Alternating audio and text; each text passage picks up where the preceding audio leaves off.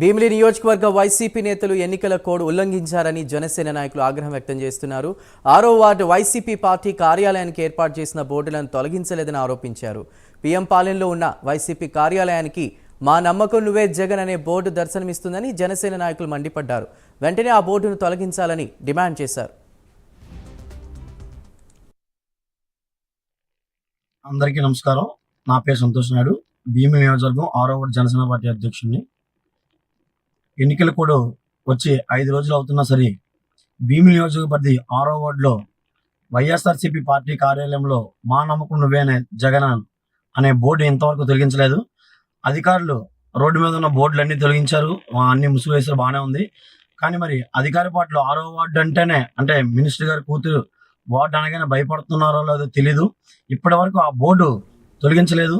ఈ విషయాన్ని వెంటనే అధికారులు స్పందించి తగిన చర్యలు తీసుకోవాల్సిందిగా కోరుకుంటున్నాను. జై జనసేన.